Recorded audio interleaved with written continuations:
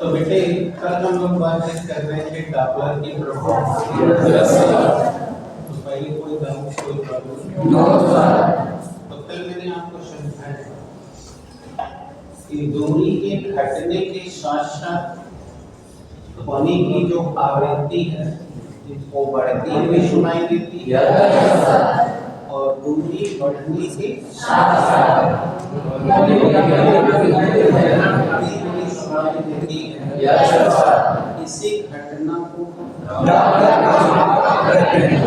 Doppler का प्रभाव। Yes sir. अब हमने कल समझाया कि ये घटना निम्न चार परिस्थितियों में संभव है। Yes sir. तो चार शायद कल बता चुके हैं। Yes sir. तो अब एक एक करके डिस्कस करेंगे। Yes sir. पहला कंडीशन था जब ध्वनि स्रोत गतिमान हो और श्रोता स्थिर हो। जैसे हम लोग यहाँ स्थिर हैं, सड़क से गाड़ियाँ आ रही हैं जा रही है। अगर कोई गाड़ी आ रही है हॉर्न बजाते हुए और हमको तेज सुनाई दे रहा है तो इसका मतलब हमारे पास आ रही है। Yes sir. और यदि हमको कम सुनाई देता जा रहा है इसका मतलब दूर जा रही है। तो इस घटना में बताइए स्रोत चल रहा है यस श्रोता स्थिर है। तो पहली केस है जब स्रोत गतिमान हो और स्रोत स्थिर। when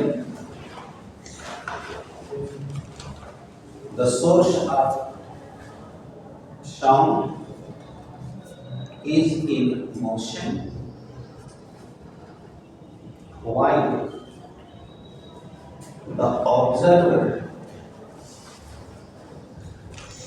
is in a rest stage।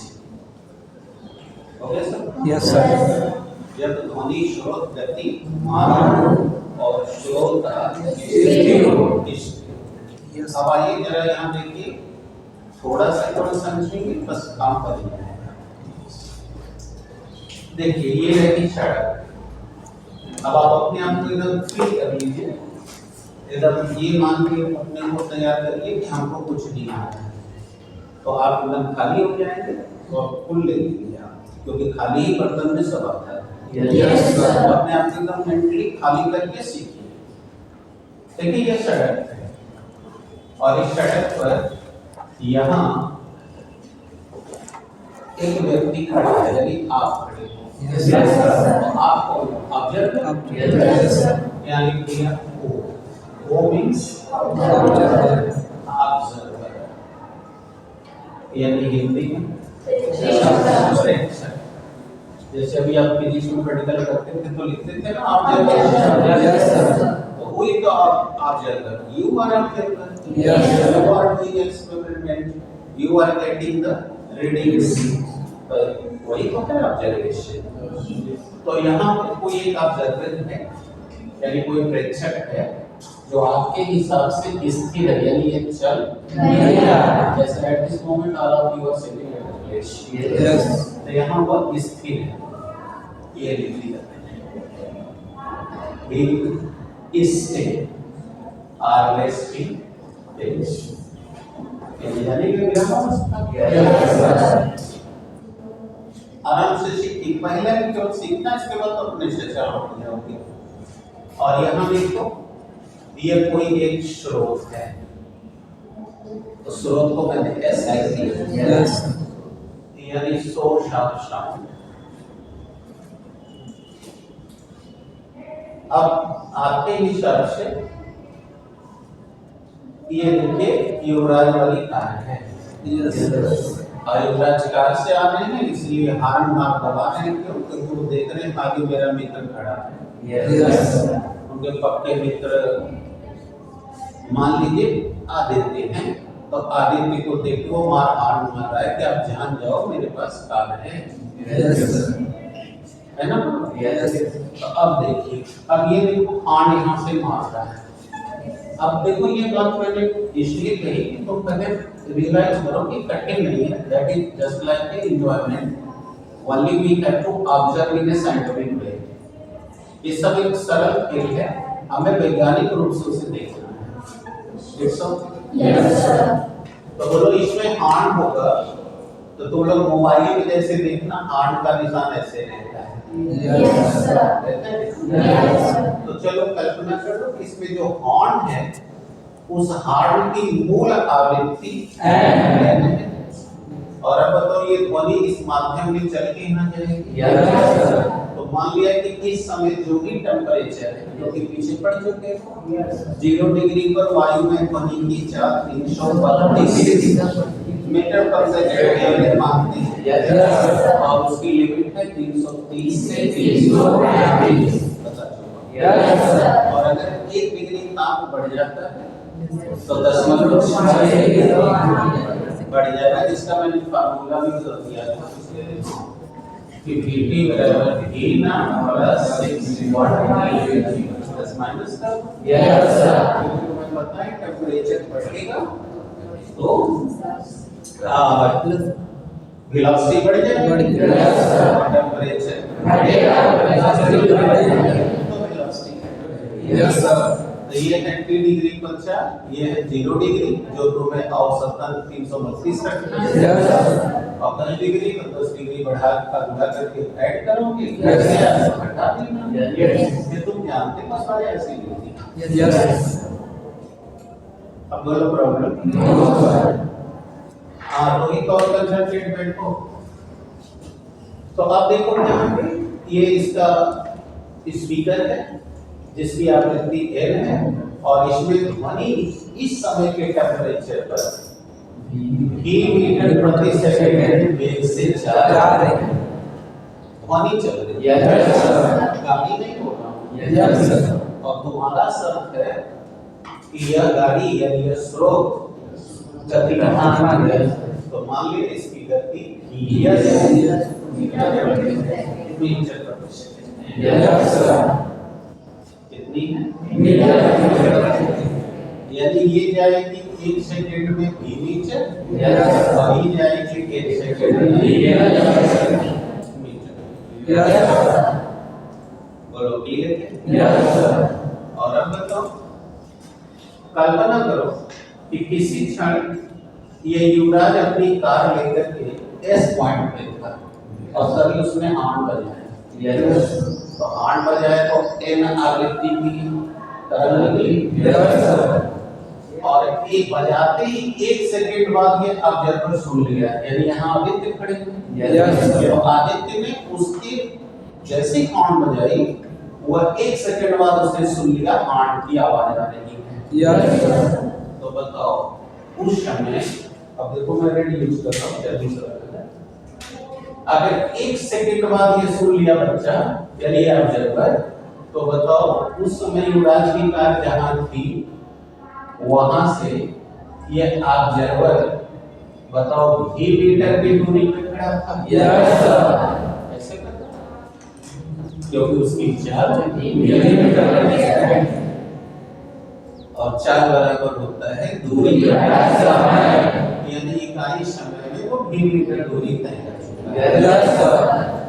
तो अगर 1 सेकंड बाद ये सुन लिया है हॉर्न बजाते ही, तो बोलो ये कितनी दूरी पर वो ऑब्जर्वर खड़ा था। Millimeter. और अगर उसकी आवृत्ति बताओ n हर्ट्ज थी तो इतना में बोलो n चक्कर की आवाज नहीं होगी। Yes, sir. ये देखो ध्वनि तरंग के रूप में चलती है। Yes, sir. ये हमने तुमको दिखा पहुंच गई समझ? Yes, sir. कुछ प्रॉब्लम No, sir. सवाल है समझ? Yes, sir. तो इस तरह के तरंगे फोकस के कान में पड़ गए Yes, sir. और इसने n तरंगों को सुन लिया, लेकिन बताओ ये ना स्थिर था Yes. और ये चल रहा था। तो 1 सेकंड में जब ये ध्वनि गई तो उसी 1 सेकंड में ये जो गाड़ी है वो यहीं रहेगी कि आगे बढ़ जाएगी? आगे बढ़ जाएगी। आगे बढ़ जाएगी। Yes, sir. अब मैं इसको रिड्यूस कर रहा हूं। तो अगर इस गाड़ी की चाल बोलो Vs मीटर प्रति सेकंड, Yes, yes. तो अब बताओ वो यहाँ से 1 सेकंड बाद यहाँ आ चुका है। Yes, sir. ऐसे कैसे? Yes, sir. तो बोलो ये कितना दूर आ चुकी है? Yes. Vs metre. Yes, sir. क्योंकि गाड़ी की स्पीड Yes, meter प्रति सेकंड। तो अब यहाँ अगर आ गया है तो बोलो अब ऑब्जर्वर के बीच की दूरी कितनी हो गई? पहले इतनी थी, Yes, sir. अब इतना ये तय कर लिया। Yes, sir. नीचे Yes, sir. अब बोलो नजदीक आ गया कि नहीं? Yes, sir. अभी वो उतने ध्वनि सुनेगा कि ज्यादा? ज्यादा। तो क्या हाथ बदल जाएगा? No, sir. उसको लगेगा कि हम ज्यादा सुने हैं। Yes, sir. यानी अब जो ये सुनेगा वह वास्तविक आवृत्ति नहीं सुनेगा, आभासी आवृत्ति सुनेगा। जबकि ये कौन थी? वास्तविक आवृत्ति। क्योंकि अगर यह किसी आवृत्ति 300 हर्ट्ज थी तो 1 सेकंड में 300 कंपन उसने सुना था, लेकिन अब उसको लगता है कि उसको कंपन जा रहा है। Yes, sir. क्योंकि दूरी रिड्यूस हो गई। Yes, sir. Clear? Yes, sir. अब जो वो सुन रहा है वो वास्तविक नहीं सुन रहा है, कैसा सुन रहा है? और आपने कहा इसी घटना को हम कहेंगे डॉपलर प्रभाव। कहा है कि नहीं? Yes, sir. अब बताओ बेटा, जब उसको यही एन आवृत्ति की तरंगे देख रहे हो? Yes, sir. अब ये यहाँ आ गया है तो अब ये तरंगे अभी इतनी दूर फैली होगी कि सिकुड़ जाएंगी?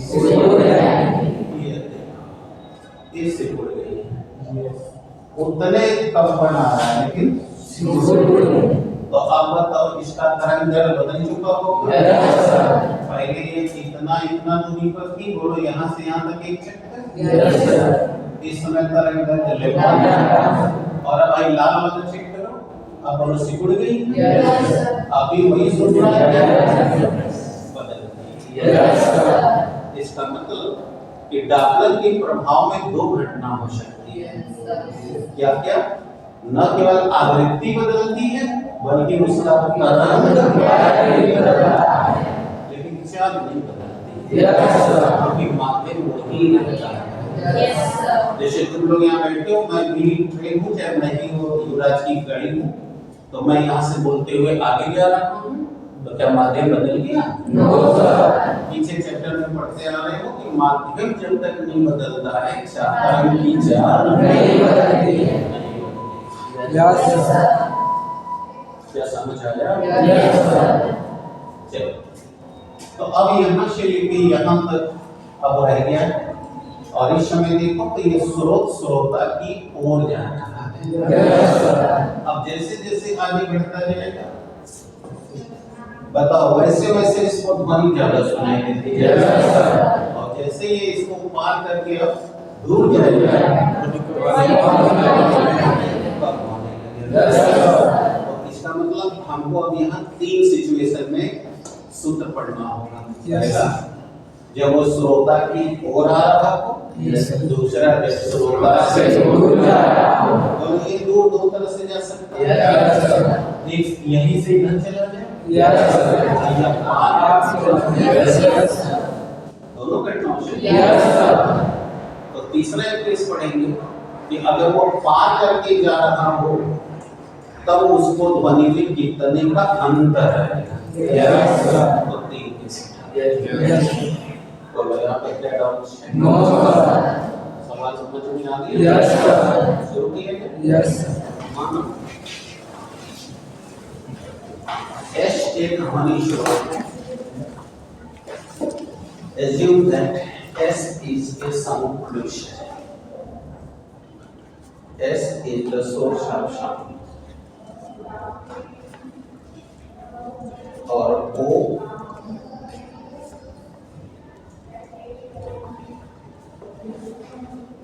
एक प्रेक्षक है, and O is a observer. Is an observer. Concentrate करो, जल्दी से करो। चलो बेटा। Yes, sir. O क्या है बेटा? एक observer। मानो स्रोत की आवृत्ति, वास्तविक आवृत्ति n हर्ट्ज है।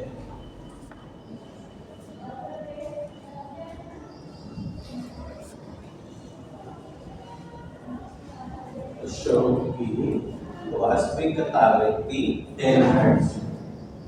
The real frequency of the source of sound is 10 hertz.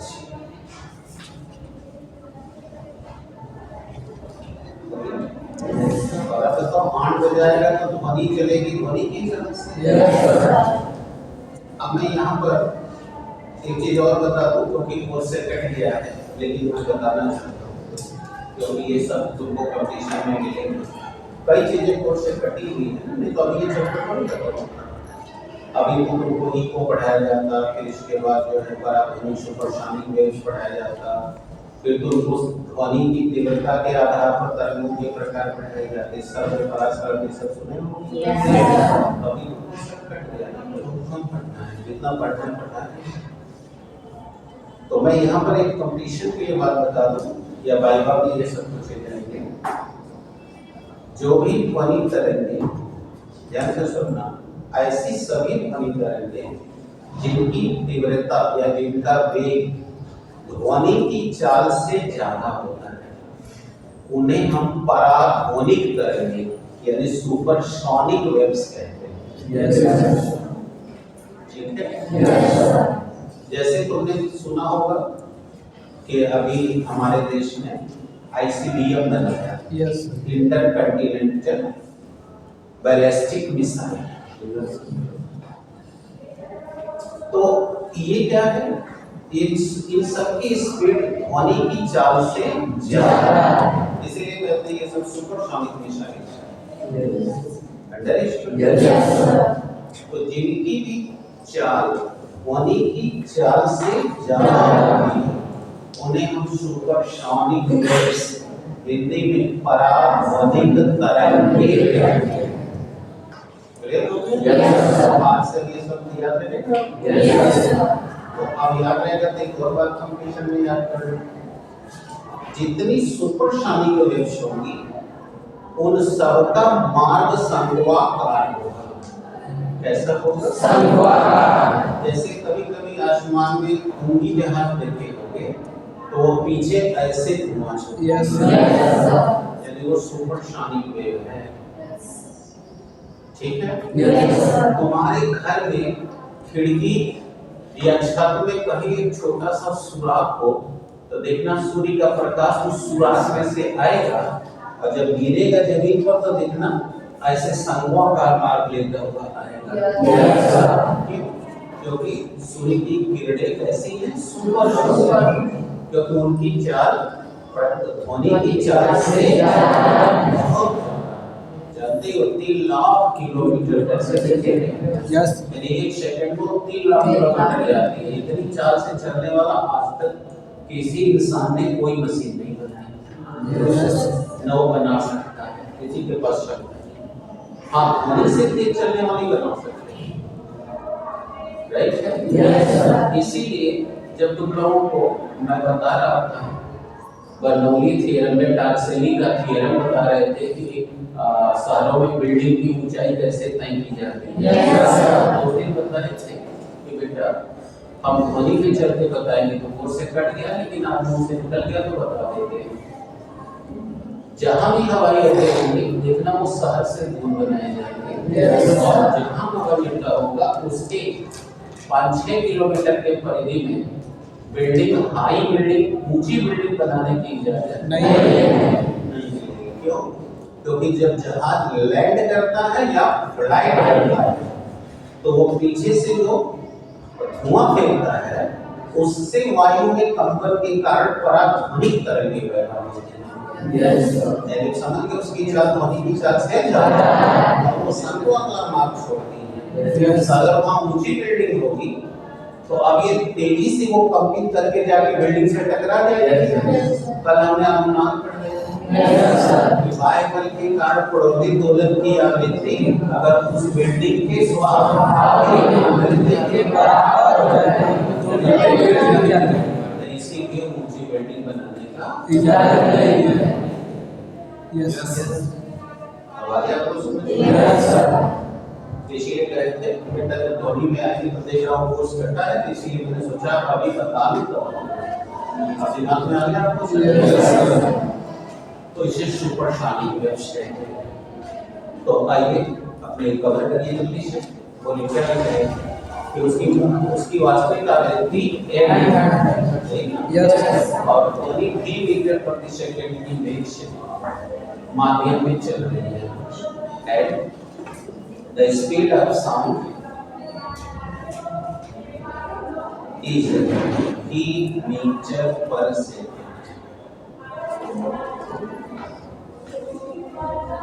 आगे अभी जो लिखे वो समझ में आए सब? Yes, sir. कितने लोग को आगे चलिए 2 लोगों को तो नहीं आ रहा, फिर भी वो आप बता रहे हैं तो हम मान ले रहे हैं, क्योंकि मैं तो जो नहीं आएगा तो दोबारा बताऊंगा, लेकिन वो भी हाथ उठा रहे हैं अच्छी बात है। क्योंकि मैं देख रहा हूँ यहाँ जब मैं समझा रहा हूँ तो वो अगल बगल झाँक रहा है, लिख रहा है, जिससे पता चलता है उसका दिमाग कहीं आ गया, फिर भी वो होता है अच्छी बात है। चलिए Yes.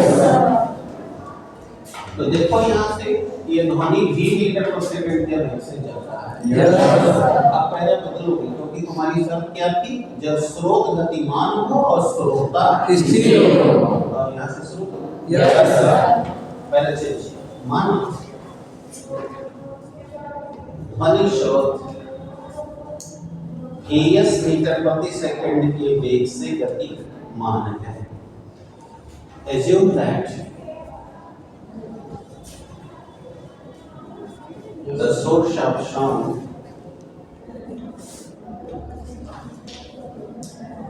moves by Vs meter per second velocity. Okay. Yes, sir. अब हमको पता है कि आपको क्या 3 केस लिए हैं। Yes. जब वो श्रोता की ओर आ रहा है, श्रोता से दूर जा रहा है, तो भी श्रोता को पार कर रहा है, तो एक केस में Yes. फर्स्ट केस एक केस जब ध्वनि श्रोता की ओर, अब हम भविष्य में SO की भाषा में बोलेंगे। S माने साउंड सोर्स ऊपर लिखे, O माने जब ध्वनि स्रोत प्रेक्षक, वो मतलब समझ गए? यानी को वो माने लोग हैं प्रेक्षक की ओर आ रहा है। When the source of sound is coming towards the observer. Yes. ठीक है? Yes, sir. अब लिखना बंद।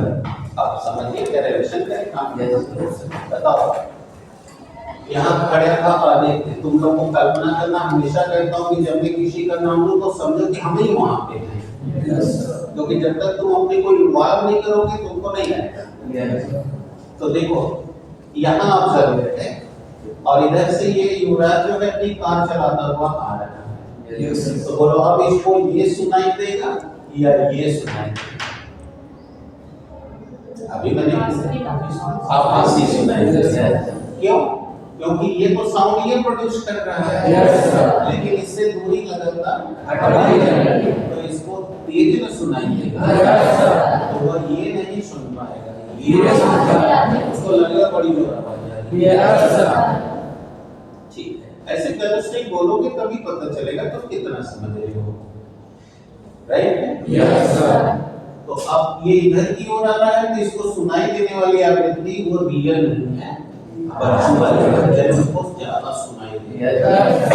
इसीलिए मैं प्रोग्राम चल रहा हूँ, बोलो कोई डाउट? No, sir.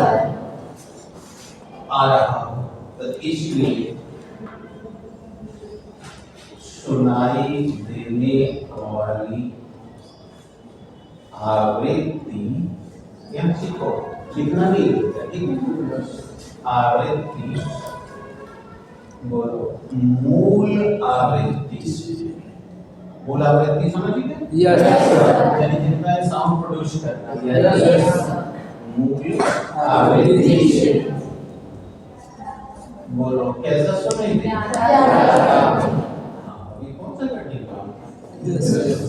लेकिन वही जो कल बोला ना कि कई ऐसे होते हैं जो अपना ही जल बन जाते हैं कि हम कुछ बोल दी गलत हो गया, दोबारा तेरे को आ के बनाना है, वो पहले बोलो।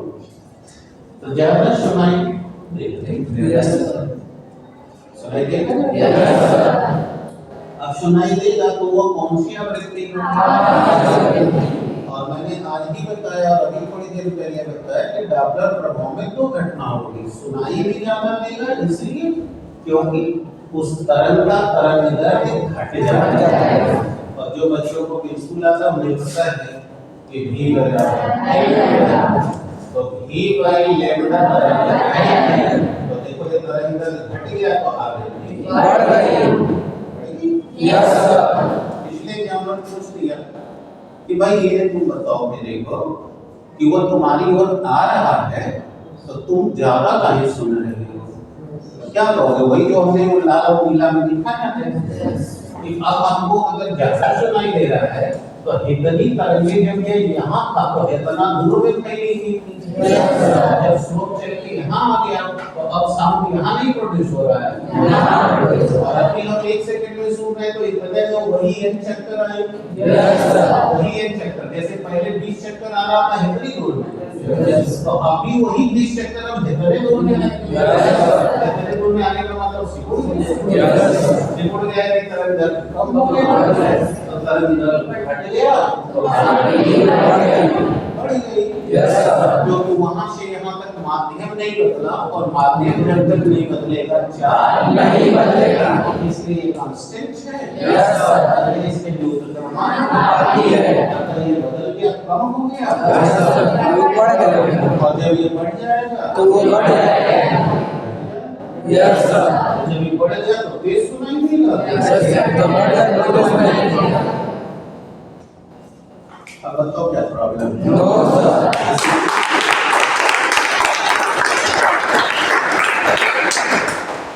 चलो अब सुनो। तो अगर कि देखो मैं लॉजिक पे लॉजिक कर रहा हूँ, यही साइंस है। तर्क को सीखो, इसीलिए लिखवाना बंद किया है। तो if anyone is asking you that when the distance from between the source of sound and the observer is reduced, so why he is listening hard? So you will say because the wavelength of that particular sound has been reduced and frequency is inversely proportional to the wavelength. Yes, sir. So it is reduced, so the frequency becomes high. ये हो गया English में। Yes sir. अभी कोई दिक्कत नहीं? अब ज्यादा सुनाई देगा तो अब वो सुनाई देने वाली ध्वनि बताओ वास्तविक आवृत्ति नहीं ना भूली जाएगी। तो ये सुनाई देने वाली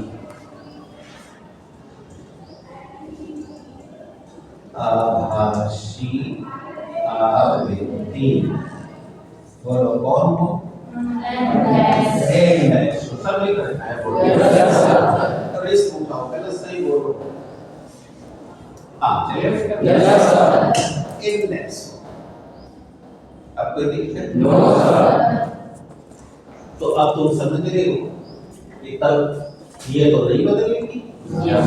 ये एन डैश हो गया तो ये भी लैम्डा से लैम्डा डैश क्योंकि इसकी तरंग दैर्घ्य बदल जाएगी। Any doubts? No sir. तो इसीलिए मैंने आपसे कहा कि बेटा डॉपलर प्रभाव में दो बात याद रखो, एक आवृत्ति भी बदलेगी और एक तरंग भी बदलेगी। तो अगर परीक्षा में लिख दिए कि दूरी बदलने के साथ साथ ध्वनि की आवृत्ति अथवा तरंग में परिवर्तन होता जाता है तो इसी घटना को डॉपलर यानी डॉपलर का प्रभाव दो आधार से एक्सप्लेन किया जा सकता है। आवृत्ति के को भी आधार बनाकर तो जो चीजें सिकुड़ जाए मतलब वो विस्थापित हो जाएगी। कभी दूरी बढ़ेगी तो फिर से फैल जाएगी। कितने लोग को कॉन्सेप्ट कंफर्म हो गया? Any doubts? No sir. यानी कि आपके दिमाग में डॉपलर प्रभाव के लिए दो बेस बना रहना चाहिए कि आवृत्ति भी चेंज होगी और एक्सप्लेनेशन या definition can be defined on these two basis. यानी कि डिस्प्लेसमेंट वेवलेंथ में भी हो होगा तो उसे भी डबल इफेक्ट कहा जा सकेगा। फ्रीक्वेंसी में भी अगर वेरिएशन हो रहा है Yes. अगर Yes. तो चलो अब वो ये सुनेगा। तो चलो देखते हैं। गतिशील आभासी आवृत्ति है बोलो V by x। Yes. अब ठीक है। Yes. Equation Yes. अब चलो अब वो ये लेमडा टेस्ट क्यों बदला है? इसके आगे आने की वजह से Yes, sir. तो लेमडा टेस्ट बदल Yes. बताओ क्या लेमडा इसको यहाँ रख दे इसको वहाँ रख दे? Yes, sir. तो ये एन टेस्ट है ये लेमडा टेस्ट है ये यहाँ आ जाएगा। Yes, sir. तो इसलिए लेमडा डैश की गणना करनी होगी। चलो देखो कैसे करेंगे बताओ। हम जानते हैं कि V बराबर Yes, sir. समझना।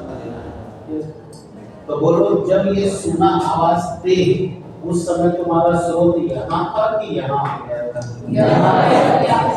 तो कितना दूर आ गया? Yes. और पहले कितना दूरी पर था? तो अब कितनी दूरी तय करना पड़ेगा? और ये दूरी बोलो हुआ यही ना टर्म चलेगी। बताओ अब ये तय करेगा कोई आपत्ति कंफ्यूजन है? कोई n और तो लेमडा डैश बदल देंगे V माइनस D पुटअप कर दिया। कितने लोग समझे क्या पक्का? तो therefore n dash बराबर V माइनस बटा लेमडा डैश लट जाएगा। तो n dash बराबर n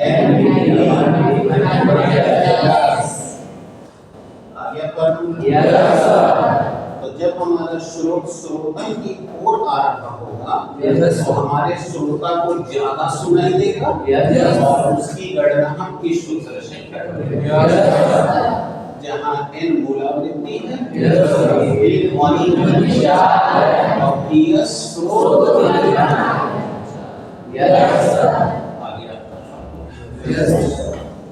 अभी लोग करेंगे। अब इतने बार कुल निपटा के चलिए। अब कहाँ जाएगा? श्रोता से दूर।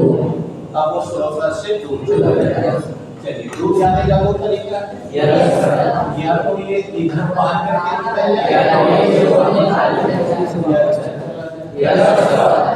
अब अगर आप जानोगे तो कहोगे सर ये तो बड़ा मजेदार आ गया। देखो कैसे केस नंबर बी बोलो क्या लिख दिया? अभी मैं समझा रहा हूँ जो मन लगा रहे हैं उनको समझ में आ गया कि ये क्या लिखा गया है। और इसी तरीके हैं उनको कोई फर्क नहीं पड़ता है। तो बोलो क्या लिखो? बोलो कहाँ जा रहा है? श्रोता से दूर जा रहा है। अब चलो मैं ग्रेड एक्साइड यूज कर रहा हूँ। बताओ जब श्रोता से दूर जाएगा तो ये 1 सेकंड बाद जहाँ एस डैश पे आया है अब वो 1 सेकंड के बाद तो यही एस डैश पॉइंट इस साइड में हो जाएगा। अब ये यहाँ से लेके यहाँ तक दूरी है। अब बताओ कितना तो ये इतना घट गया तो वही जुड़ जाएगा। यहाँ से यहाँ तक बोलो भी और अब इतना आगे यानी इसका मतलब समझ गए कि बस दो ये प्लस बन गया। यही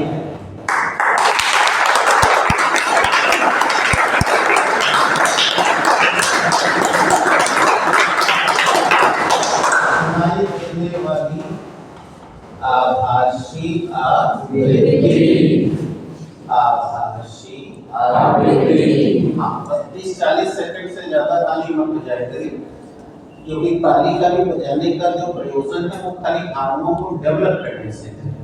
तो फिर मसल को एनर्जी मांगने लगेगी, बस उतने करिए, इसका गलत इस्तेमाल होगा तो गलत रिजल्ट देंगे। 30-40 सेकंड इससे ज्यादा बस ऐसे करने बंद। अब आप आभाषी आवृत्ति बताओ, अब ज्यादा सुनाई देगी कि कम? तो अब उसको एक टेस्ट तो नहीं करना है, तो अब हम कह रहे हैं double dash and double dash को, तो बोलो अब ये हो गया N B R B S. अब चलो तीसरा केस बना लेते हैं कि जब वो श्रोता को पार करके जा रहा है तो दोनों ध्वनियों में हुआ अंतर। केस नंबर 3, यदि ध्वनि श्रोता को पार करके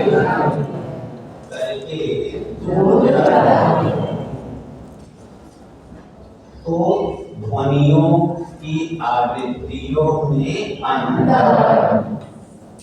इस पर न्यूमेरिकल आता है, ध्वनियों की आवृत्तियों में अंतर। बोलो ये वाली ज्यादा सुनाई दी है? अब बताओ, अब यहाँ से आया गाड़ी, इसको तेज सुनाई देता जा रहा है, आप तीनों सुनेंगे, और इसमें से इसको नहीं घटाएंगे। तो इसलिए n dash minus n dash अभी मिटाएंगे।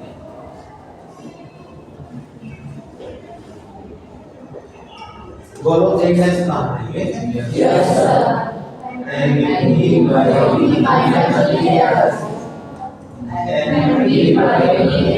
ds इस अंतर को हम लोग कहते हैं बोलो एनबी कहाँ आ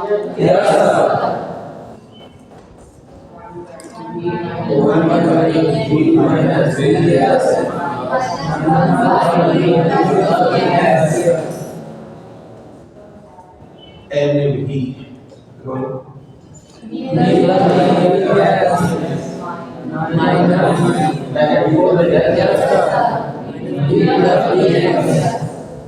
बोलो a minus b a plus b कोई आपत्ति भी बोलो plus b minus b n b। अब यह दोनों की 2 ले लिया है।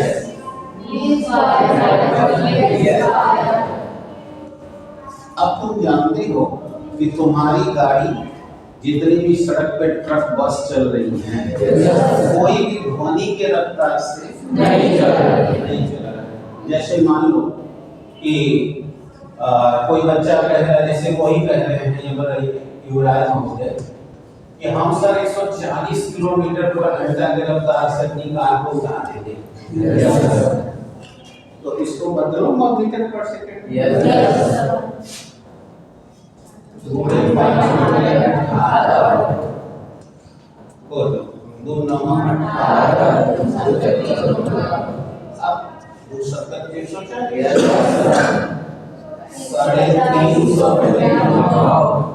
चलो ध्यान देखो 9 चौके 36 8 देख लो 31 मीटर पर सेकंड हुआ। जबकि तुम ध्वनि की चाल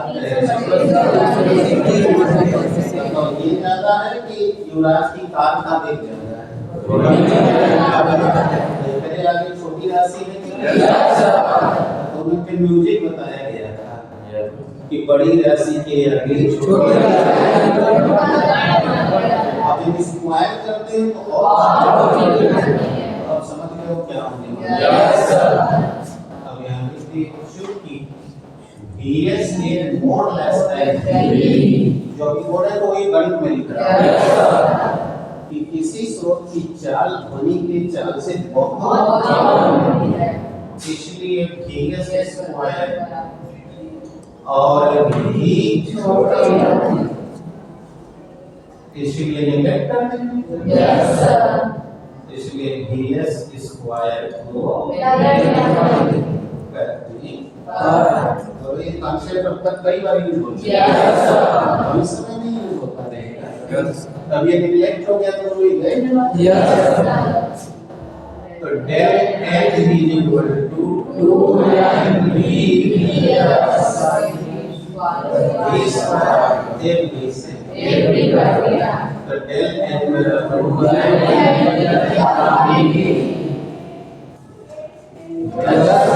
जब कोई गाड़ी श्रोता को पार करके चली जाएगी तो ध्वनियों में कितना अंतर आएगा इस सूत्र से निकाला जहाँ N मूलांक ध्वनि की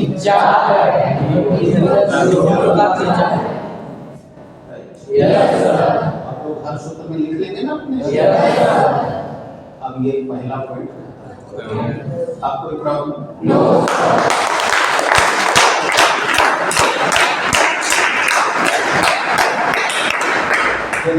जल्दी बेटा तुम्हें थोड़ी आएगा बताना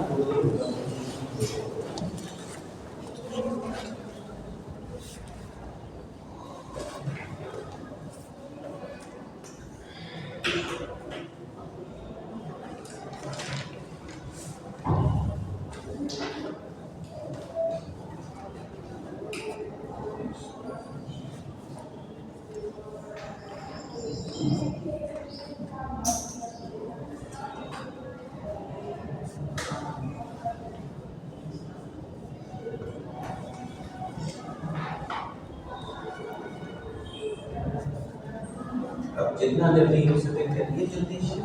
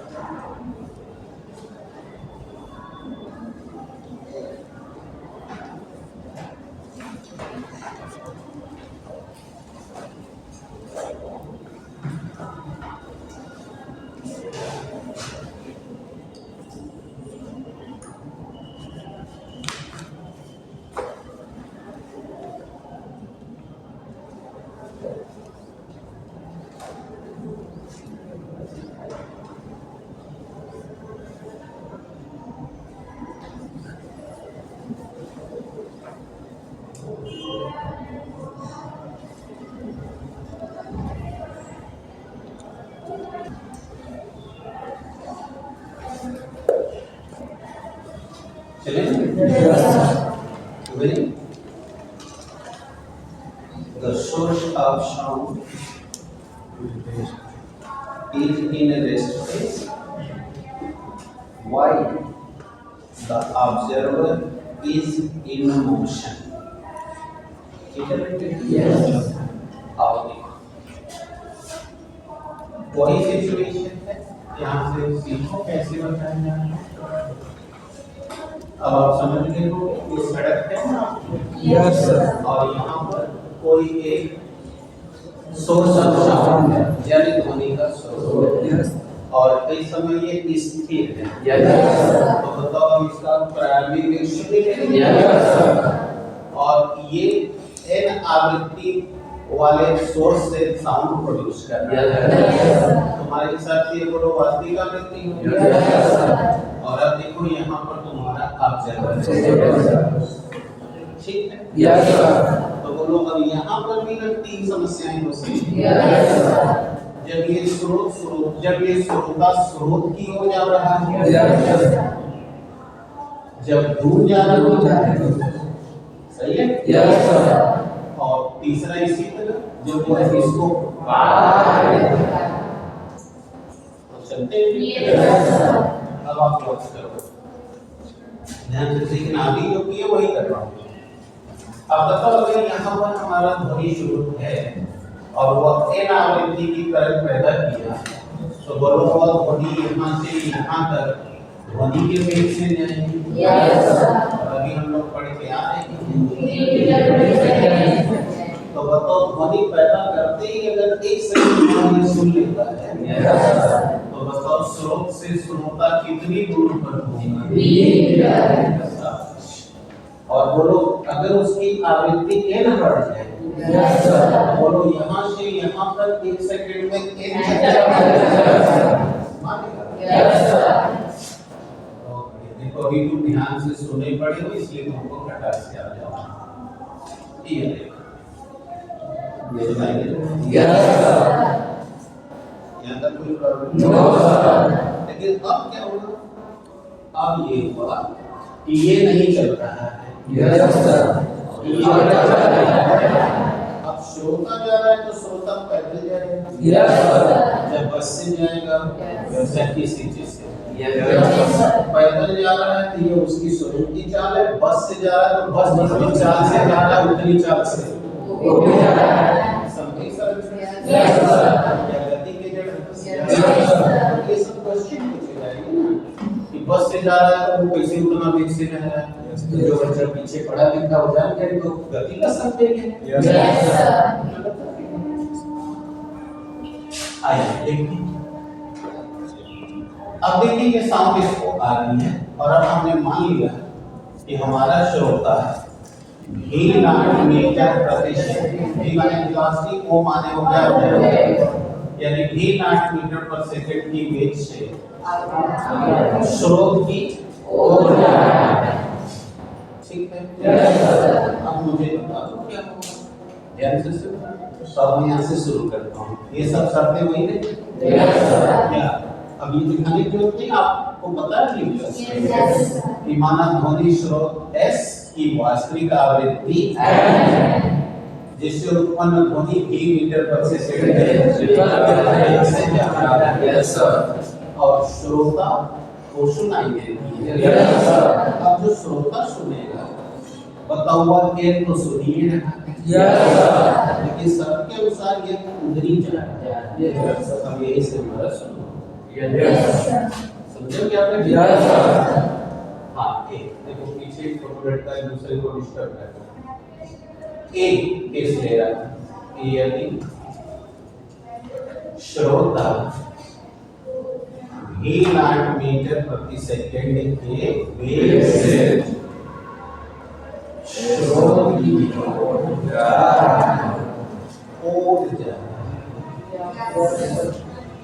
तो बोलो जब ये आगे बढ़ेगा, ध्यान से सुनो। Yes, sir.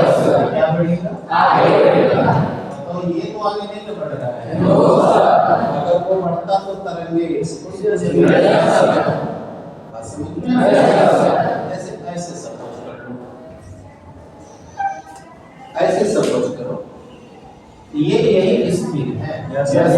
और अब मैं रेडी कर रहा हूँ और अगर वो यहाँ पर ये स्थिर है कौन स्रोत तो बोलो n तरंगे सुन लेगा। Yes, sir. लेकिन यह एक सेकंड बाद बताओ यही रहेगा कि आगे बढ़ेगा? आगे बढ़ेगा। चलो अब ये आ गया Yes, sir. ध्यान से सुनो। Yes, sir. तो बताओ इतनी तरंग तो वो सुन ही रहा है। Yes, sir. लेकिन जब वो यहाँ आ जाएगा तो इतना उनकी तरंग वो बताओ पहले ही सुन लेगा। Yes, sir. यानी अब उसके पास तरंग ज्यादा हो जाएंगे, तो ज्यादा सुनाएंगे। अब यहाँ आने पर जब वो सुनेगा तो उसको आभासी आवाज तेज सुनाएगी, यानी कि इतना तरंग तो सुनिए रहा है और प्लस इतना और आगे आने से जल्दी सुन लेंगे। समझ में आया? ओ यानी observer he not metre per second के बेस से ध्वनि स्रोत यस कैसे नहीं है, जो नाम है वो यस बोलोगे तो यस में रहोगे। ध्वनि स्रोत की ओर इसलिए सुनाने के लिए आवृत्ति और ज्यादा होगी,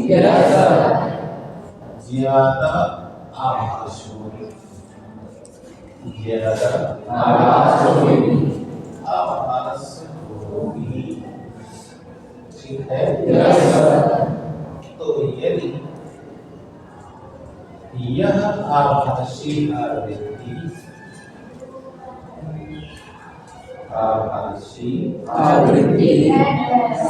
डैश हो तो बताओ वह एन तो सुनिए रहा था, लेकिन बताओ हेतनी तरंगे और सुन ले रहा है, यानी हेतनी तरंग का नाम अगर मैं लिखूं एन ई एनो क्या करें तो बताओ हेतना वो और जल्दी सुन जाना है। बोलो आप लोग क्या सुने? एन तो सुनिए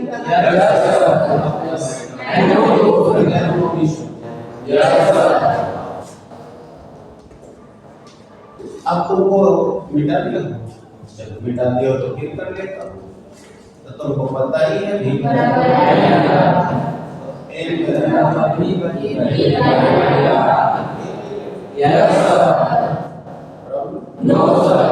उसी तरह मैं तो बोलो लैम्डा।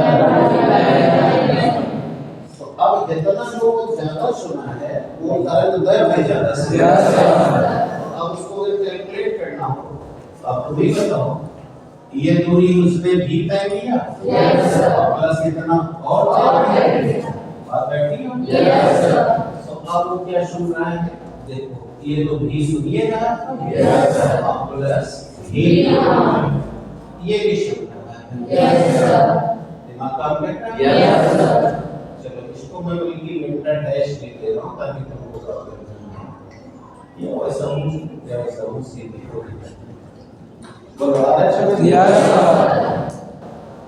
तो बोलो अब पकड़ो और बताओ चला यस सर। कोई परेशानी? No sir. तो अब ये जो लैम्डा डैश है वो हो जाएगा इसके हिसाब से यस और वो है तुम्हारी ध्वनि की चाल। पहले इतना कर लो, अब इतना पहले होता है ध्वनि बोली आवृत्ति को पहले सुन लेगा। Yes sir. देखिए क्लियर है? Yes sir. तो जब सुन लेगा तो बताओ वो इधर की ओर अब सुनना चाहिए। Yes sir. तो अब वो इधर की ओर आ रहा है ही नॉट वेग से। Yes sir. No sir. और बैठी बताओ ये तुम करेंगे तो लैम्डा है। Yes sir. तो यह कितने परसेंट नो सर। आवृत्ति में अब 4/लैम्डा है। जिसको ये याद था उसके लिए कोई दिक्कत नहीं, तो इसलिए लिखा कई महापुरुष हैं जिनको पढ़ाई से कोई दिक्कत है? No sir. अब क्या चाहिए? लैम्डा। Yes sir. तो देखो जैसे अभी पहले वाले केस में देखे थे वो सीक्वेंस देनी थी। Yes sir. यहाँ तो ये सीक्वेंस तो ये जो तरंग वाली आ रही है वो बोलो भी चाल से तो होगी यहाँ। Yes sir. तो अब बताओ लैम्डा बराबर हो जाएगा भी। Yes sir. भी बताओ किसको प्रॉब्लम नो सर। तो अब ये हो गया n कौन ले ले? Yes, sir.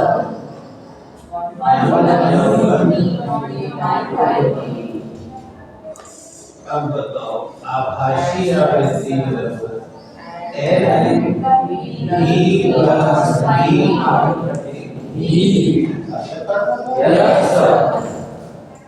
तो जब स्रोत स्थिर होगा और श्रोता स्रोत की ओर जाएगा तब उसको सुनाई देने वाली आभासी आवृत्ति होगी M E plus E बोलो कब ऐसा होगा जब वो श्रोता ओर जाएगा अब तुम समझ गए होगे कि अब दूर जाएगा तो क्या होगा Yes, sir. Yes, sir. तो पेश D. यदि श्रोता स्रोत से दूर जाएगा. Yes, sir. तो बोलो अब जो डूब जाएगा तो आवाज कम हो जाएगी Yes, sir. आप उसको फिर से M E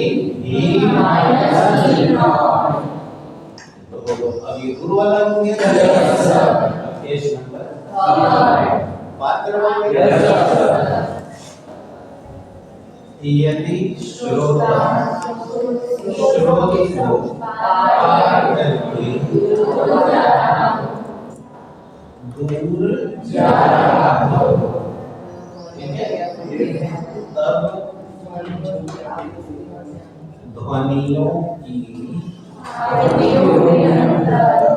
आवृत्तियों में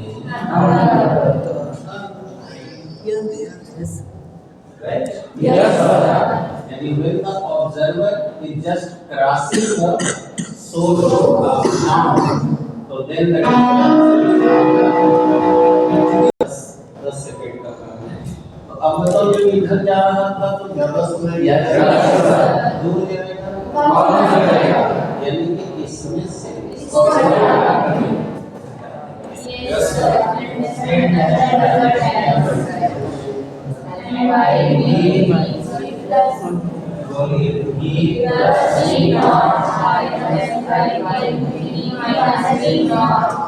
कोई प्रॉब्लम No, sir. तो इसके अंदर Yes, sir.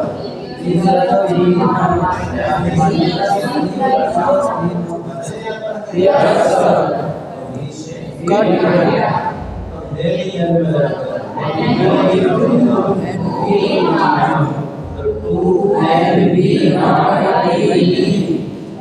Yes, sir.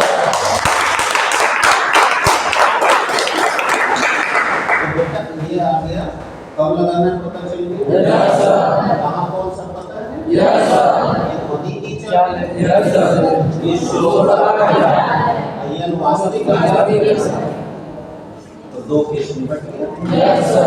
ये दो और Yes, sir.